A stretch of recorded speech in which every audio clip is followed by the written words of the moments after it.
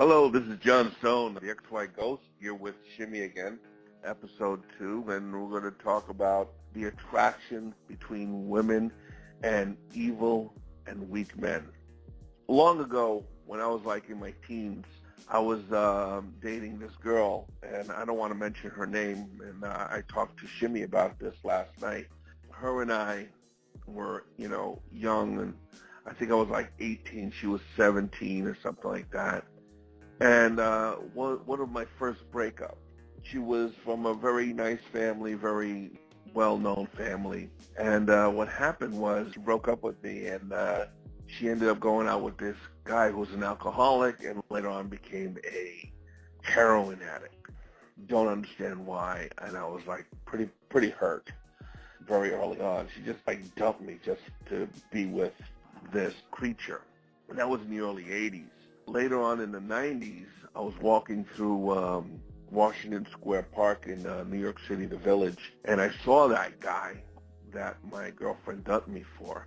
I saw him in the park, laying on the floor drinking, and I sat by him on a bench just to listen to what he was saying, and he was bragging that he had AIDS and he was getting money from the federal government, this and that, the other.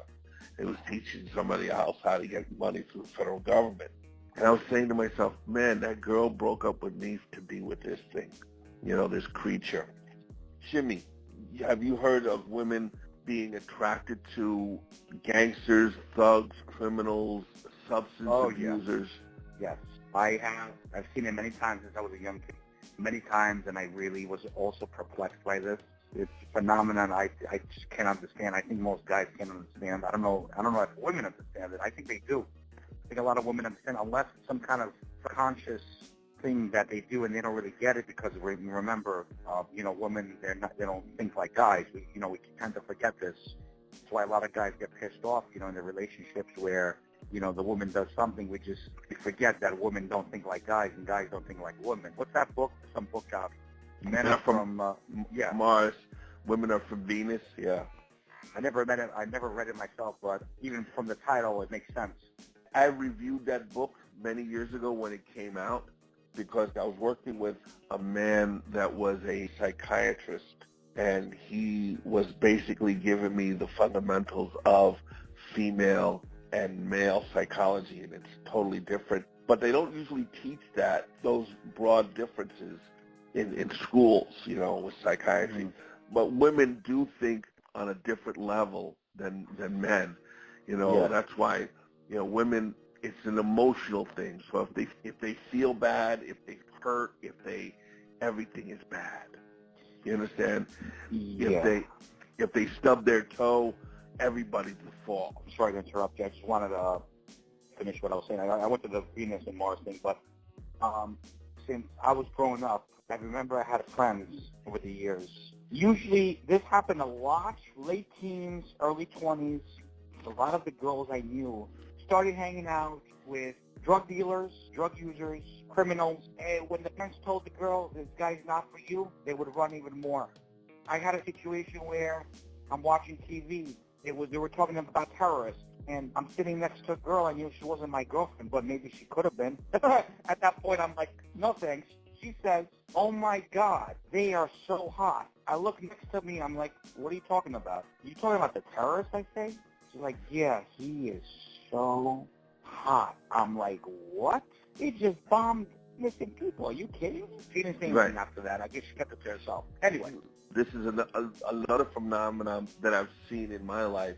If I was in a relationship with a girl and I voiced my opinion about someone in my circle of people that I did not like, and there was a breakup, believe it or not, that girl would go to that person that I didn't like. Yeah. And I've seen it. This happened to me 2 or 3 times. I think just 2 times, but I've seen it happen more than once. There was a girl I was dating, and I was hanging out with a crew of people. There was one guy that he had a wife in his country in South America. He had another girl that he was living with that had a kid, and he got another girl pregnant. And I told my girlfriend, I said, this guy's messed up, this and that, the other. Guess what? When my girlfriend broke up with me, she went right to this guy. She ran right there like a rubber band, huh? Yeah. Also, I remember the Oklahoma City bomber, Timothy McVeigh. When it happened, and while it was going through, I went to a restaurant, and I was sitting at the counter, and the TV was on, and behind me was three old ladies, and they looked at me and they says, "Oh my God, why did he do that? He is just so gorgeous." I was like, whoa, I couldn't believe what I heard. I didn't say anything to the old ladies. When the Melendez brothers, the two brothers from California that killed their parents, Yes. they received hundreds of love letters from girls. Charles Manson, from the day he was arrested in the 1960s, the Manson family, he basically received the most love letters of any prisoner ever. Shocking. It is. I've alluded to one time I saw this talk show, and this very good-looking woman was telling, the audience how she fell in love with a prisoner. He had like 20 years or something like that. And she was visiting her cousin in prison, and she fell in love with somebody. Now, this woman has no problem getting a date or getting somebody to, out of all the people in her life, she selected a prisoner and ended up marrying. For some reason, when I'm at work and I have nothing to do, I'll put down prison documentaries. For some reason, it's on YouTube. I'll just put on prison documentaries. And I saw people on death row, and there was this one woman, she was doing a ministry, and she left her husband and 4 children, divorced her husband and left her 4 children to marry somebody on death row. And I could not believe that. I didn't understand it. It blew my mind. I have people in my family that only partner with men that are drug addicts, criminals. Blows my mind how these women, just gravitate towards these very vile people. I'll give you another example. Shimmy. Yes. When I used to work in the nightclub scene in New York City. Yes. Many years ago. Yes. And there was a girl that I used to hang out with, and very attractive girl, very, very beautiful. Guys used to hit on her all the time. And I basically had a friendship with her. We used to talk on the phone for hours, and and the longest phone conversation I ever had was, between me and her, and we talked for 15 hours on the phone straight. Her name was Sean Covell. Her name was Sean. Now, she used to, come up close to me when there was guys hitting on her, and she wasn't my type of girl, but she was friendly, and I liked her, and she sort of used my status in the nightclubs to, ward away guys that would hit on her. And I didn't mind that. Because she was, Now, what had happened is New York City back, I'm not sure if it was the late 80s, was the Robert Chambers, the preppy murderer. Yes, I looked at it yesterday, 1986. Right. So 1986, this guy who, he got drunk in a bar. And by the way, I used to hang out at that bar. It was called Dorian's Red Hand. And they used to go to Central Park after, closing time. This man, Robert Chambers, he ended up killing the girl that he took to Central Park that night. And it was a big thing back in the 80s. He was in court, and he went to trial, and this and that, the other, was sentenced and all that other stuff. Believe it or not, this girl that I used to hang out with in the nightclub scene, Sean Covell, she sought him and found him, and she could have any guy she wanted. I mean, she was very attractive. She was a model. She was somebody you could talk to. We used to be her. We used to play pranks on people that we knew, just to mess around with people. She was a very, very nice girl. But the attraction to this preppy murderer was amazing, and she just sought him out. She ended up being with him and 3 other girls, or 2 other girls, in a TV show called A Current Affair. somebody recorded Robert Chambers, with these 3 girls or whatever, and Robert Chambers was sentenced to 25 years. Yeah. No, 15 years only. 15 years only. Years? It wasn't the big charge because Right. they couldn't prove, anyway. they couldn't prove that he actually was planning it. I mean, Yeah. So here it is. Here's the thing. Of all the people that she could have met, yes, she sought out the preppy murderer. And she not only met him, but she married him. Wow. She married him while he was in jail. Wow. And like I said, I don't understand this connection between women and these weak men. Yeah, well, not only that, because we looked at the story yesterday, the defense and the prosecutors both were perplexed. Why this girl, your former associate, was following this guy around? Yeah. So you actually knew her, and you're shocked. These are people that had no idea who this girl was, and they were even shocked as well. That's how bad it looked. Right. And listen, I don't understand it. I'm not condemning nobody. In case I see her on the street again, I don't know. For me, it doesn't make any sense. Why would you date somebody? Why would you marry somebody who has 20 years or 15 years jail sentence? Yeah. So what we're seeing a pattern that happens around the world. Now, there's probably examples of even where you probably see the same thing. You're probably going to see in the small villages where the parents are probably trying to change the girl's mind because she has a crush on probably the worst guy in the village, the guy that causes trouble. There's something wrong there. What do you think, John? Well, do you think? Yeah.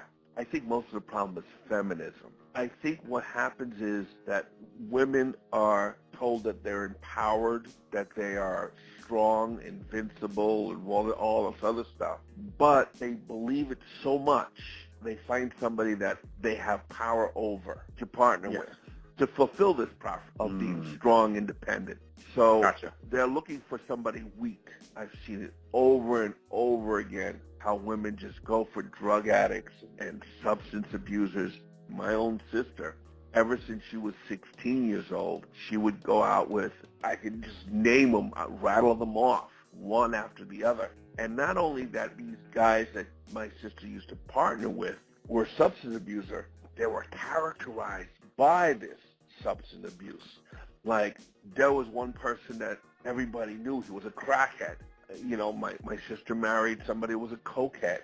Not like an occasional user of weed. No, my sister married another guy that couldn't stop smoking weed. Just spent all his money on weed. It was incredible. The father of my sister's first child was an alcoholic. Decent guy.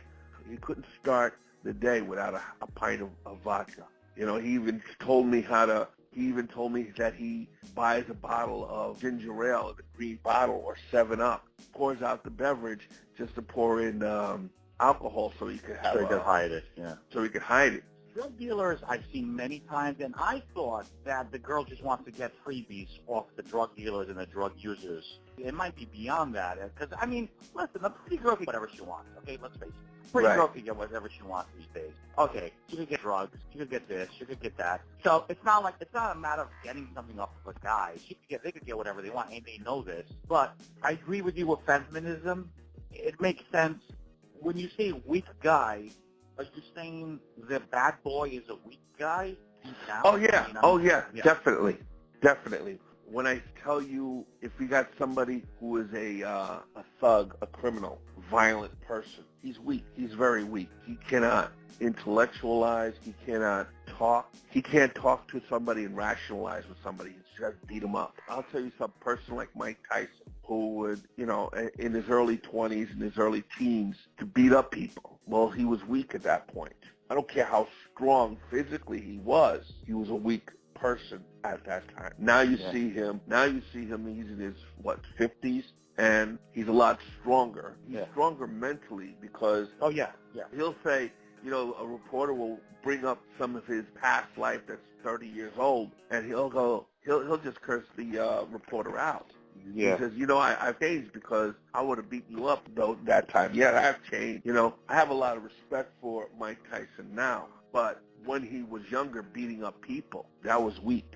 I don't care how strong he is, but that's a weak thing. So that's my definition of weakness. When you're weak in the mind. The mind is also weak. Can be weak. Right. Yes.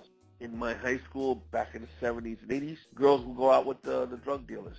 Yeah.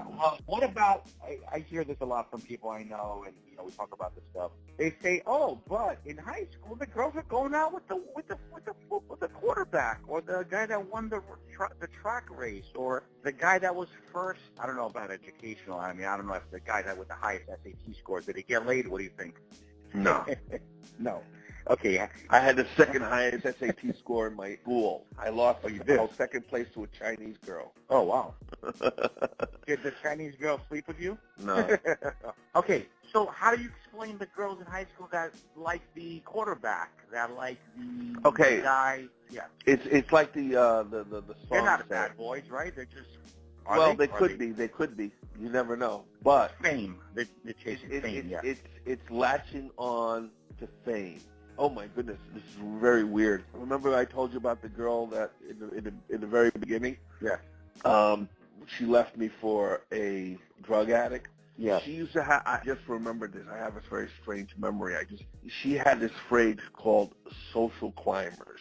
And she would tell me that there are girls, and she didn't say it was her, that would latch on to anybody who is climbing up the social ladder. Now, if you latch on to a high school captain of the football team, then you might find somebody else even higher. Women have a tendency to latch on to elevate themselves, and once they're elevated, they grab onto something else stronger. But also, there is this where women latch on to the weak man, and Yeah, I think you're correct, because I think women in general have because they think emotionally, they're more in tune with that kind of those kind of feelings, and I think you hit it on the head when you said that yes, the criminal or the drug dealer or the whatever person, whatever guy, they seem strong, but their mind is weak.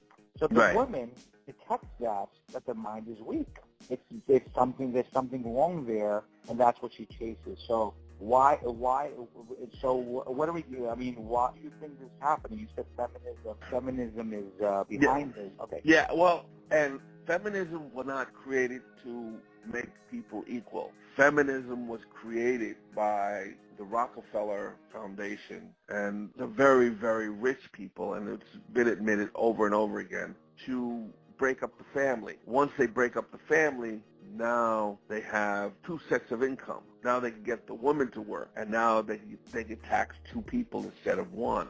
Because before feminism, the usual thing was the man was to work, the woman was not. The man had made enough money to support his family. You could only tax one person, and that was the man. Break up the family, you get two people you could tax.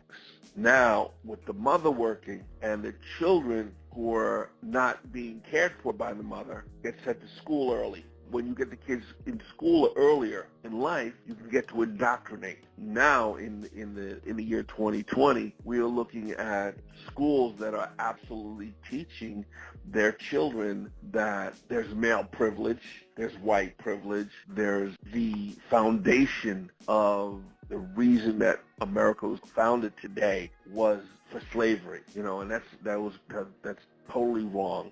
But they're being taught that. You see, so the government schools are teaching kids how to be destructive, and we've seen that with the riots. They just destroy things, and they justify it. They say, okay, they got those stores have insurance.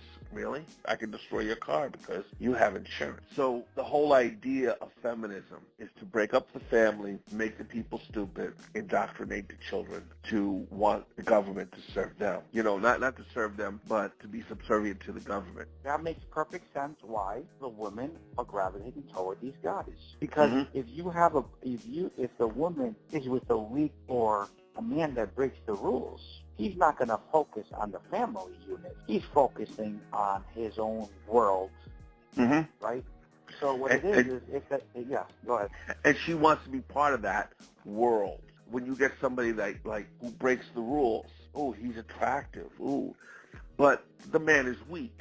So feminism taught women that they are strong. In the TV sitcoms, you got dopey guy, smart woman. I mean, look at The Simpsons. Homer is the dumbest creature known to man. His wife is sensible. Bart Simpson is a nut, and Lisa's a smart one. And you'll see that over and over and over. Married with children, remember? Married with children. The father was a shoe salesman. The son was actually, they played him that he was dumb, stupid. The daughter was sorry to offend anybody, but she was a slutty character. Right. And the mother was I don't know, airhead. Yeah. Getting whatever she wanted. That wasn't man is stupid, woman smart. But if you see a commercial, woman doing her checking, a woman going and doing exercise, a woman doing this, and then she has a dumb, man doesn't know how to like toss a salad.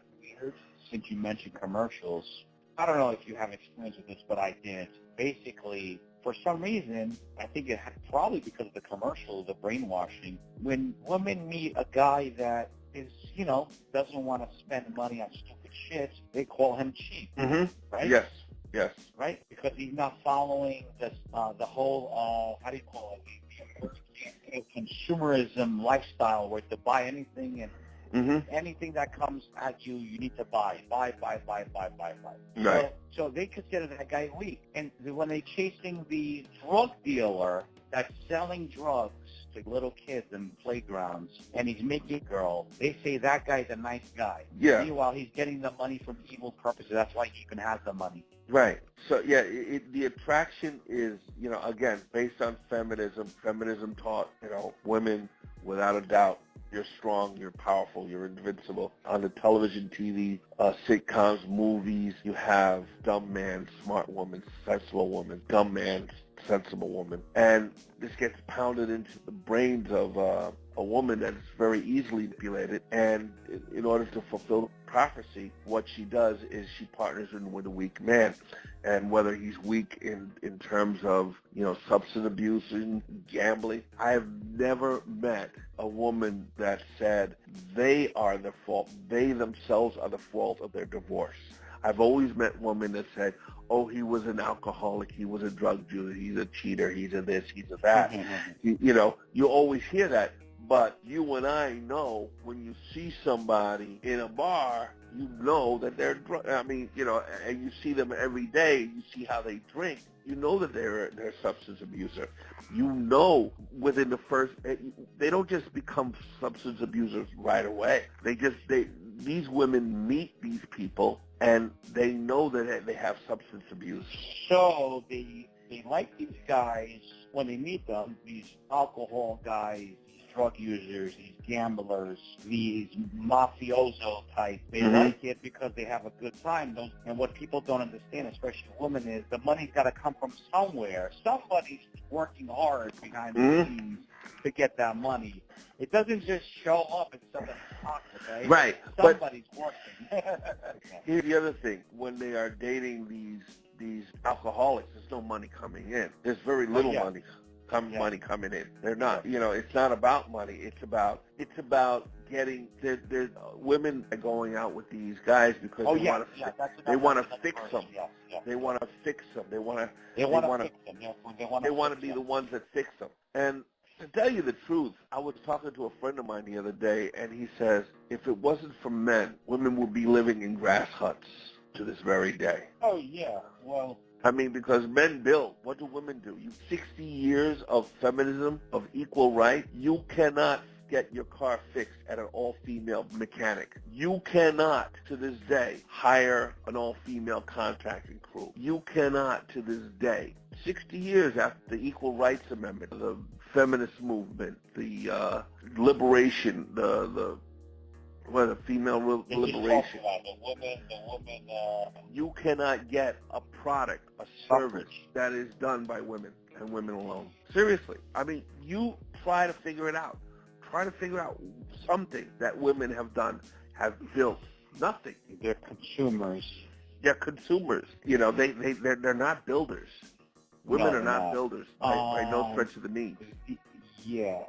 What I wanted to tell you is I studied something, and I want you to mull this over. I heard the base of all this stuff is that the woman is attracted to the alcoholic, the drug users, the mafioso guys, the guys. Okay, let's just say the guys that break the rules. Okay, the guys that break Right. the rules, right?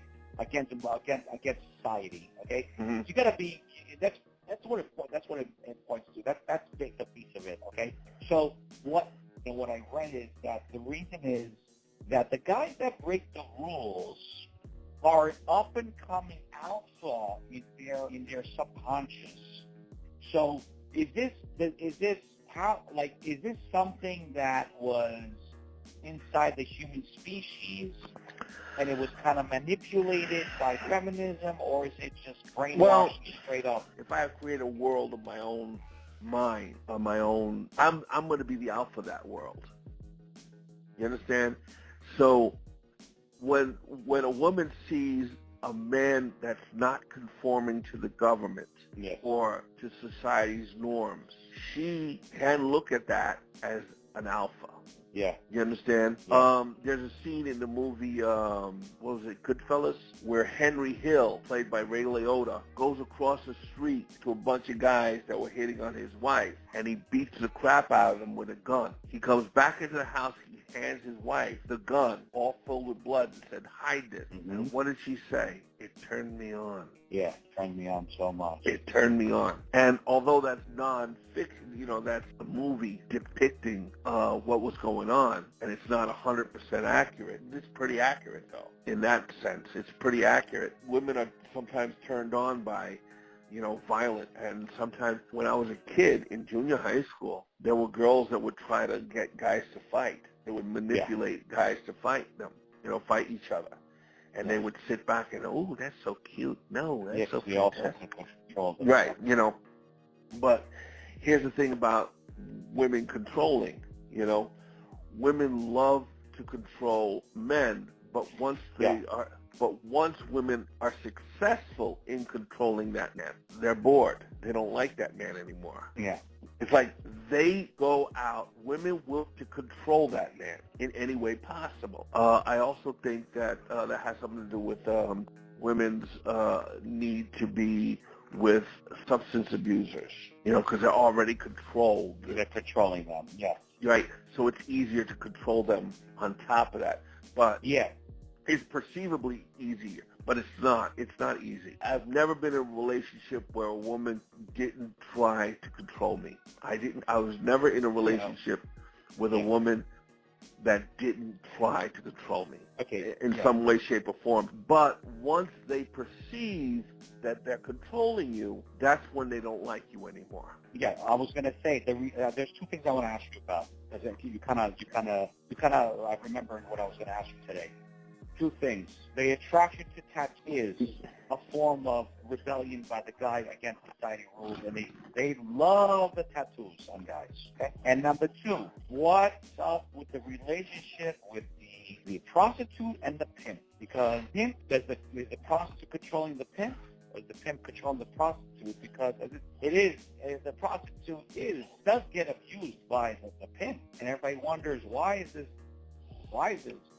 What's the relationship with the dynamic between an abuser and that's very perplexing, believe me. Yeah, we have to leave that for another day, I think. Yeah, that's another story also. But do you think that the women have a combo thing going on where with the weakness of the guy, she has something on him that she can control him with? Because think about this. If the guy's breaking the rules and he's on the dark side, don't you think they have something on the guy too that they can control with? I think. Yes. And number two, exactly. Yes. It's okay. I can control him. I am stronger than him because the feminists told me I am. Feminism, the television, the commercials, the sitcoms, the movies told me that I am powerful. Okay, I feel powerful over this guy who's an alcoholic, a crackhead, a gambler. That's what they feel. Again, feelings, emotions. That's how women think. Through feelings and emotions. I think that thing is very cute. I think it's sexy. Or now she feels good and she feels great and she'll think based on her feeling great. We all know that women suffering their menstrual cycle cramps, they don't feel good, so everything around them is no good. So it's based on feelings. You understand? So women think based on feelings. They could feel good one day and everything is sunshine and roses. They could feel lousy the next day, and it's like, oh my God, you're the problem, you're the fault. So the reason why that tattoos, I don't have any tattoos, and I don't want any tattoos, and I'm just the kind of guy that I don't want any tattoos. But a friend of mine, this girl, she tells me this. She's like, yo, go get some tattoos, and you'll have any girl you want. I'm like, excuse me? She's like, yeah, just go put some tattoos, and you'll have girls following you around, asking you on dates. Is a tattoo a form of showing that you're anti-establishment, and that turns the woman on, like kind of like a bad boy thing? Yeah, it's like a bad boy thing. It is. And I got to tell you something. One time I went out with a bunch of my coworkers drinking, after work. And there was this woman that wanted to be part of the guys, that tagged along. And we had a great crew of people to like hang out after work, For some reason, I thought that she was, trying to hit on me. Because she would give me a lot of special compliments and everything like that. And I was like, okay, fine. But she had like a daughter, like at the time she was like 14. Her daughter was like 14. I don't want to deal with that. So she knew my understanding about women. She got wind of it from my coworkers, and she would tell me, oh, I'm not like that. I'm not like all the women, this and that, the other. And she goes, my daughter's father was in and out of prisons. I'm not like that. And I'm like, the father of your child was in and out of prisons. Okay. He was the bad boy. And I didn't want to tell her that you're proving my point. You liked this guy because he was weak and he would go in and out of jail. Yeah. Now you're looking for another guy, right? So she like divorced herself from him, or she like eliminated the guy from her life. Now she has a 14-year-old kid and a daughter, and she was living with her grandmother. Her mother. No, she was living with her grandmother and the daughter's great-grandmother. Again, dependency, serial dependency. I cannot live off of my husband. I'm going to live off of my mother. I'm going to live off of my my grandmother. So I got to tell you, I got to finish the story. This woman would hang out with us after work. And one time, me and my boys went outside the bar to have a smoke, and she followed us, and she hung out with us while we were outside smoking. And a group of bikers rolled right by, and she just got so excited. She goes, "Oh, I love bad boys," right? And I was like, oh, wow. Okay, that's two. Now, many years later, she kept my number, and I kept in contact with all the other guys that I used to work with. And later on, she goes like this. She called me up out of the blue, and she goes, John, I got a question for you, and I know you're very smart, and this and that, the other. I need your opinion. I found out this guy, and he's really good bad, this and that, the other. But I think he liked younger kids. And I was like, don't date him. That's what, Yeah, don't date him. Right. So she was like beating around the bush, talking about him. And I had to ask her, I said, hold on. Did you move him into your apartment with your 16-year-old daughter? She goes, yeah. I said, get him out of there. I said, if you think he's a child molester, get him out of there. And she goes, no, but he's good in bed. I can keep them away from each other. Oh, my God. Do you understand what I'm saying? Oh, my God. Here she moved in this man into her life with her grandmother, with her daughter. She looks at the browser history of what he was looking up, and she saw younger, porn with young kids. Well, not really porn. Sicko. She saw, and I'll tell you what she saw. She saw these little kids. There are websites back in the day where you could pay money and donate clothing to watch a child wear a costume that you pay. It's That's a little a little weird, but there was that's a a little lot of sick. It's a little sick, but that's the kind of things that she. Well, I mean, I just remembered my thoughts went back to the John Benet Ramsey, where they Right. had, they have these pageants, and I think that's also sick. Yes, that is very sick. And the parents are bringing these kids in there on stage 4 or 5 years old, and I mean, come on, guys, come on. Get with the program. It's usually a single mom doing it, and it's usually a very unattractive single mom. Very unattractive. Living through the life of the kid, vicariously, whatever it's called. My first cousin was a pageant. She used to do all sorts of pageants. She was on her way to be like a Miss America. Yeah. And her mom, my aunt, great person, nice woman. Loved to have some laughs with her. She was not very attractive, not very attractive. But anyway, let's go back to the story. Yes, go back to the story, yes. This woman brought a man into her life, moved him into her apartment with her 16-year-old daughter, her grandmother, and herself. And she said, I think he's a pedophile, because she looked at the browser history, and she saw these websites where he had children, modeling clothes, and you could give money to these children on the website and give them clothes to model for you, whatever. Yeah. Although that's not illegal, that's a little weird. Yeah, it's borderline. But I told her, I said, did he, was that a link that he pressed, or is it a link that he, we don't know anything like this. I'm not trying to. She's like, no. Yeah, I said, listen, get him out of there. Get him out. Get him out of the house. She goes, no, he's so good in bed, and I could keep him away from my daughter. Wow. And I'm like, are you serious? Wow. If I had the slightest thought in my head that the person that I brought into my house is looking at my daughter, my underage daughter, I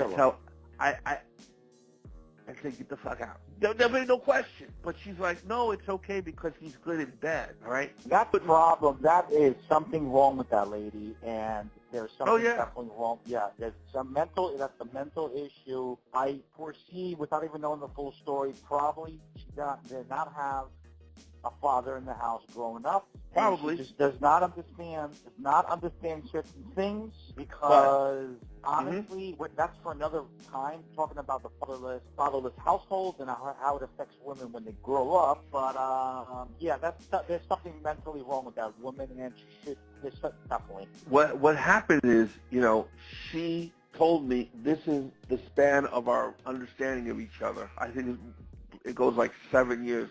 In the beginning, she goes, I'm not like all the other guys. I'm not like all the other girls. I married somebody. He went to prison. I tried to be the good wife and this and that and the other. I love bad boys. She saw the parade of motorcyclists, riding down the street when we were smoking outside. A couple of months later, several years later, she calls me up and says, I'm with a bad boy. Bad boy. What you gonna do? Yeah. But let me tell you where I want to ask you because this is where it's going to, and it's actually a very sad thing considering all these things. If you're a regular guy and you're doing your job and you're helping your family and you're helping out your community and you're trying to make something better in this world, in this planet, we're only here for 100 years, say, if we could.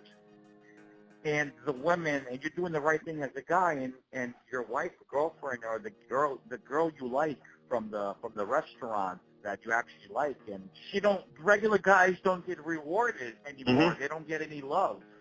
No. Do you think society's gonna go on with this? I mean, it's like let me put it to you this: I don't know about the future. I really don't know about the future. But I can tell you over and over and over and over again. There's a guy down the block from me. He's an iron worker. He's been married 2-3 times, and I think he tried to get married once. The wife ran off with somebody else. He almost got married a second time. The wife, backpedaled or whatever. And there's just I could just point out in my neighborhood and in places where I work and places where I've hung out. I can point out over and over again single men that are decent, hardworking individuals, but women don't like them because it's not exciting enough, or those men are not susceptible to being controlled by a woman. And do I see all this happening more and more? Yeah, absolutely, absolutely. Yeah, I just think with the MGTOW movement lately, the past couple of years, I think a lot of guys, a lot of guys that are doing the right thing are starting to wake up. And what's going to happen is, we're just not going to take this anymore. And you know who's going to suffer? Society's going to suffer themselves. Mm-hmm. Because we're not going to be building the bridges anymore. You're not going to be picking up the trash anymore. You're not going to be building houses anymore. You're not going to be creating cool technology anymore, because the guys that create all this stuff, the guys that actually built society, was the good guys, the guys that are doing the right thing. Right. Not the drug dealers and the criminals and the serial killers. These guys are not looking to make the neighborhood better. You mentioned serial killers. Yeah. Check this out. Of course, yes. Thank you for mentioning serial killers. Yeah, no problem. We all exist now. I have met many girls in my life. I had a friend of mine that used to, come over to my house every once in a while, and his daughter, and this is like a couple of years ago. It was like 2-3 years ago. His daughter of 14 years old, she was obsessed with serial killers. She could tell me about John Wayne Gacy. She could tell me about Jeffrey Dahmer. She could tell me about Lizzie Borden. She could tell me about Jack the Ripper. She told all of these stories over and over again. And I'm like, and she had this absolute obsession with serial killers. But this is not the first girl that I've seen. I mean, mind you, this is a year and a half ago, maybe 2 years ago. This 14, 15 years old girl, I think she is, talking about her obsession. I've seen that over and over again, the obsession with serial killers and people's. I've seen it in junior high school, and in high school. Mass shooters too. Mass shooters and things like that. Again, Charles Manson was, had more love letters than anybody else in history. I mean, if you Google it. Yes, I know. I know for sure. And I will tell you a recent case. Do you remember the Boston Marathon bombers? Right. Yes. Okay. Not only did the women said that the kid was cute, they put the kid on the cover of Rolling Stone magazine. No way. Yes. Wow. So what did that do? It created the image that the kid was not only a mass shooter, terrorist, he was like a rock star. Right. Now tell me the media doesn't do this.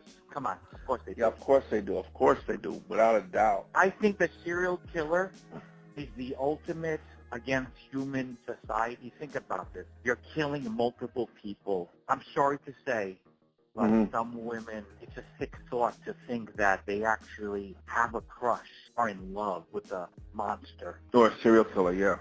Yeah. Beauty and the Beast. Is that some kind of, I know it's a children's fairy tale. Was that something that is kind of similar to the women running away with the beast? Is that considered a bad boy, or is that? I think so. A lot of the fairy tales are, first of all, they're Disney-fied, meaning that they are palatable to like children. So they were a lot more sinister than it was before. Yeah. Beauty and the Beast, yeah, she don't care what kind of beast it is. She loves him. Oh, she loves him. She has her pick of the lot. Snow White and the Seven Dwarfs. Here's a beautiful woman that ignores 7 working men as she perceives them to be little people, right? And she's looking for her prince. Did you ever think about that? Yeah. Snow White, the beautiful woman that ignores the little workers, the little working people, and she wants the prince. Sleeping Beauty, she's just, she's asleep to everybody in the world until she gets the kiss from her prince. It just goes on and on and on. It's just like, It's stories to explain the mentality of people. It's you know. Yeah. So in the past, how did was this always around? I mean, how did societies in the past, which were a little bit more moral, deal with this kind of? Well, I'll tell you the truth. This is what happens.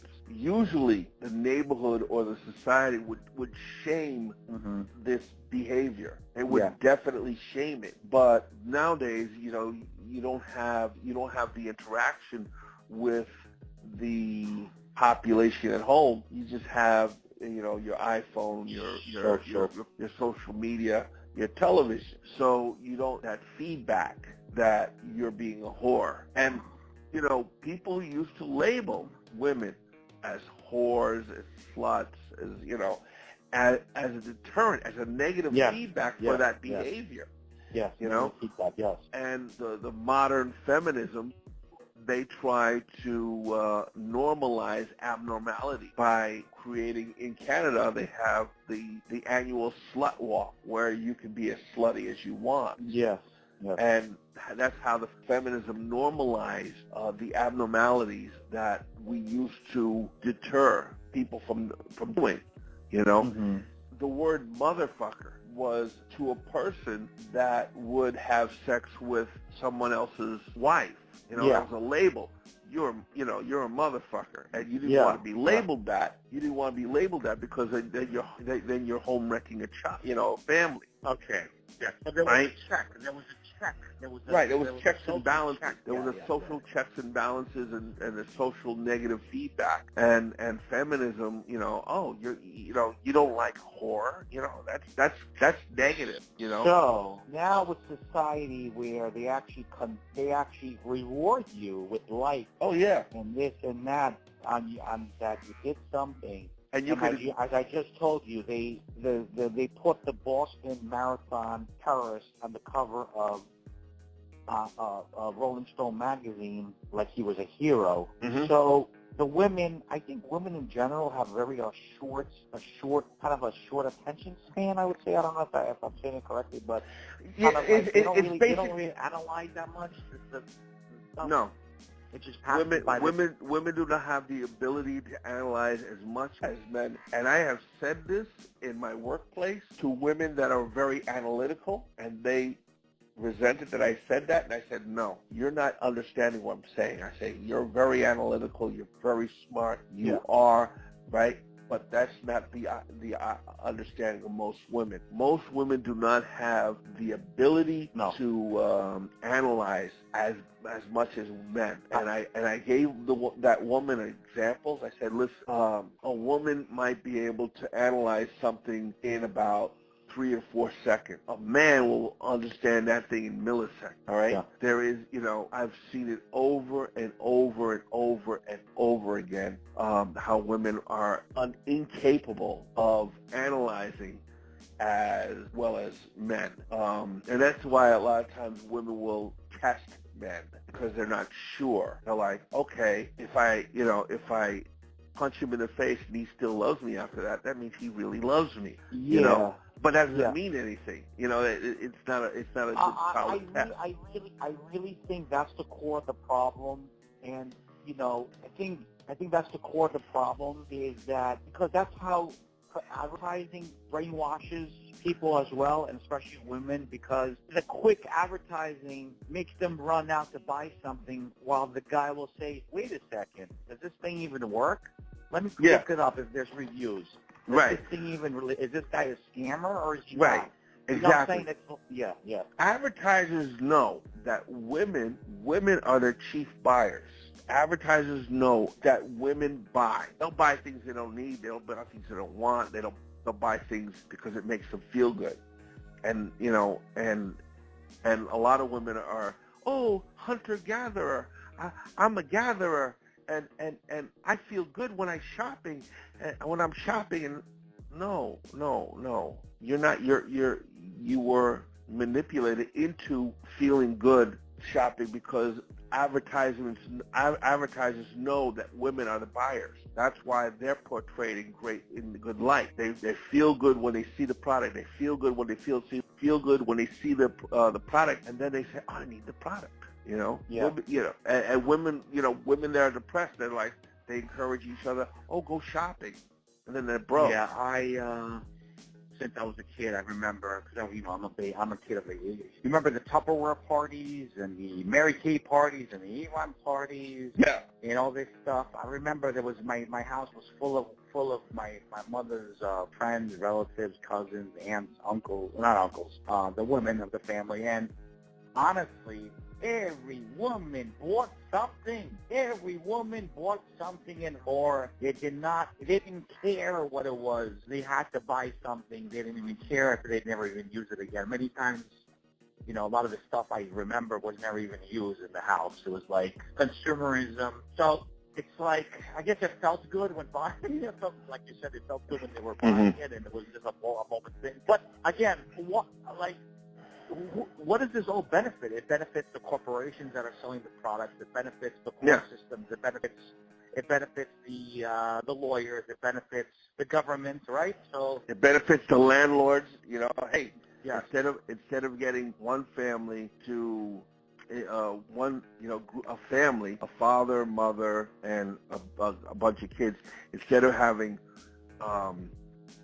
4 people renting one apartment, why not 2 people rent 2 apartments, Yeah. Romeo and Juliet, I want to go back to the physical attraction of the women and to these kind of guys. Romeo and Juliet, basically it was Juliet's parents and Romeo's parents did not want them to be together, and they ran off and they committed suicide. Yeah. So it's like the parents can't, when they try to keep away the daughter from these kind of guys. It's like a fail every time. It's a fail. It's a fail. Yeah. I remember there was a episode of The Sopranos, and the Tony Soprano, the main character there, didn't want his daughter to go out with black guys, right? Okay, yeah. So the mother said, Tony, don't make it a forbidden fantasy. Oh. You understand? So even there, they knew it. Yeah. Don't get me wrong over here. I don't want to hear the listeners. I don't want to hear the listeners saying, "Oh, I'm racist because of this." No, it's not that. It's not that. But it's not that. Tony Soprano didn't want his. I'm gonna say what we got to talk about. Adam and Eve in heaven. She with the forgot. Eve was told not to touch the apple. Eve touched the apple. So if you tell a woman not to do something, she'll do it. That's for sure. You tell her not to cheat, she's going to cheat. You understand? So it's like we tell them, don't go with the drug dealer at the corner. Right. Not a good person. Stay away. That society says don't do it, and she'll do it. Because there is a really good channel out there, Jesse Lee Peterson. He's a great guy, and he says women are controlled by Satan until they are met with a strong man that corrects them. Yes. But yes, I agree with that. But excuse me, I'm at an age I don't want to go around correcting a grown woman's. No, that's not our job. That's not my job. That's not our job. You're not doing the correct thing. You know. I'm gonna tell you whose job that is. That is the father of the girl, and after that, I don't know. I don't know what to say. I don't know what to say about that. No, it is the job of the father to give that child discipline, and since he probably wasn't there because of feminism, she wasn't given the discipline. Exactly. Every single time I hear a woman not doing something, a girl not doing something that is socially acceptable, the father doesn't like it, the mother's okay with it. Yeah. Always, because women fall into this thing that everything is okay, and they align with not the social norm. They don't. It's like they don't see. They can't analyze ahead of time what's going to happen. Yeah. They can't analyze what's going to happen. It's like, I'm emotionally attached to this prisoner, and I'm going to marry him, but they don't analyze what's going to happen in the long term. Once he gets out of jail, you think you're going to stay with you? No, hell no. I think a lot of these criminals in jail know this. They know this. Mm-hmm. And there's been circumstances where I heard women security guards in male prisons left and got pregnant. There was a man there was a man in jail, in prison, and he fathered 5 kids while in prison to the security, to the how do you call it, the female security guards. I don't want to say security. Corrections officers. I didn't know the right. So he had slept with 5 corrections officers. Wow. A man that's in prison, and you know, he doesn't look great. So it's not about looks. No, it's not about looks. It has to do with looks. It's about how bad he is. Exactly. Right? For me, personally, I don't think women should be able to vote. I don't think that women should be able to run for office. I don't think women should be able to have jobs as corrections officers. No way. They should be only corrections officers in female prisons. But Yeah. most women don't want to work in female prisons because they know how bad women are. Yes, they are. And to quote Al Bundy from Married with Children, played by there we go. Played by Ed O'Neill. Played by Ed O'Neill. Wait, but I want to correct myself from before. He did have some moment where he was alpha. It just got shot back. Anyway, go ahead. Yeah. Al Bundy once said, "I don't understand women. Women understand women and they hate each other." So basically what I believed in this whole notion about not giving women power and giving society control over the negative feedback of what are society norms. Okay, so basically what we're gathering, if it's from Adam and Eve, there's some internal, and the other podcast you talked about this, there's some, I don't know if it's the devil, I can't say, I guess, our audience is from all specters, there's religious, we have atheists, it's up to them what they need to think about for that. But what I gather is there's some internal thing in women that they have an attraction toward the forbidden fruit, right? Yes. Yeah. Okay. We know this is something that's been known for many years. Now, in the past, let's take Greece for example, because that's what I'm mostly familiar with. Since the ancient times, they've always had arranged marriages with the daughters. Okay? Mm-hmm. Many parts of the world. It could be anywhere in the world. Even the Eskimos probably used to do this. Mm-hmm. American Indians, all over the world. Because the families understood that they needed to select the guy for the woman, for the daughter, because if the daughter selected her own guy, probably would not make the right decision. She would probably find the worst guy on the block. And would like him. She didn't care if he didn't have a job. She didn't care if he didn't take a shower, but they knew that the daughter would not make the right decision. Right. So they would do the decision for them, and like we talked about the other day, the father even gave a dowry, property, money to the marriage, so the new husband will be able to support the daughter in a nice environment because they selected a nice guy from a nice family. The dowry had another purpose too. The dowry that the father of the bride gave to the groom. In Greece, it was a house. The father of the bride had to give a house to the groom and the couple. Yes. And it had to be free and clear of all payment. And what happens if the woman got out of hand? The woman got out of hand and wanted to divorce the man gets the house. Oh, there you go. So it was up to the family, it was up to the wife's family to make sure they stay together to preserve the family wealth. You understand? Because if the guy, I bought this man a house and now he's going to marry someone else because my daughter left, no, that's an insult.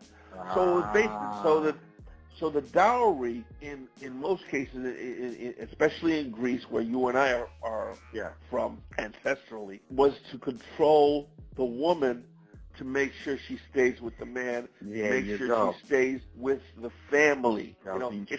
It was not about controlling the woman. It's about okay, you're not going to get any better than this. And what women think, women really have this idea of, you know the saying, the grass is always greener on the other side? Yes. Yeah. And to you and I, that means, yeah, it looks greener on the other side. Yeah, it always looks greener on the other side. Yeah, it does. Right? It always looks that way, but appearances can be deceiving. Women see that phrase as, oh, the grass is always green on the other side. I better go to the other side. You know what I'm saying? They don't analyze the implications of that saying, the grass is always greener on the other side. It only looks greener, meaning it only looks greener. They'll see that, oh, grass is always greener on the other side. It must be so. And they'll jump. They'll jump ship. Even the ancient people were understood that they needed a mechanism to better the society, because it seems society was built, the Western world was built, and all the other modern countries around the world. The Western world was built when there was a functioning family unit, man, husband, and kids. Right. No man away, mother at the bar with some criminal, and the kids doing drugs down in Manhattan. Mm-hmm. You know what I'm saying? It's right. like, that doesn't create society. I don't know how we even managed the past 60 years when feminism, how we even getting better, but maybe it hit now. You see the protests outside, the craziness outside, I mean, maybe it's hitting now, and we realize that, the after effect, it takes a little while, for the generations to die off. Because think about this. I mean, 2 generations before was they still had functioning family units. I mean, in the 50s now, and 60s. Yeah. Now today, I cannot tell you, there is not a couple that I've seen that have, been together since day one. A few years ago, a number of years ago, there was this 90-some-odd year couple, and they would walk hand in hand down the street in their 90s, right? And they told me the story that they met during the Great Depression. He used to work on one side of Queens Boulevard. She used to work on the other side of Queens Boulevard. They used to go together to have lunch, and they would get Chinese food. He would get the rice, she would get the thing, and he would steal a couple of rolls from the hotel that he was working at. She used to think, something, to drink from where she was working at, and they made things together. Now they're 90 years old, and they were walking hand in hand. You don't see that anymore. You will never see that again. And because I said this once before, never marry an entity whose prerogative is to change their mind. And a woman's prerogative is to change her mind. And she'll change her mind about marrying you, and she'll divorce you and marry him. It's very scary times for a guy that, I mean, I don't know what the criminals and the drug dealers and all them are doing, but for a regular guy that is just, has his career or his business and is helping his family, and, he's actually a upright citizen. I mean, this kind of person is very scary. It's very scary for this kind of person to actually marry these days, because it's very scary. Going back to the very first woman that I talked about in my teens, the girl in her teens that left me for an alcoholic, then he became a heroin addict. You and I discussed about her, and you know who she is, and you've seen her, and we looked her up on Wikipedia, and she has one kid from one guy. She married another guy, divorced him, married another guy, divorced him, married another guy, and then divorced him. It's there on Wikipedia. I don't want to mention her name. That's fine.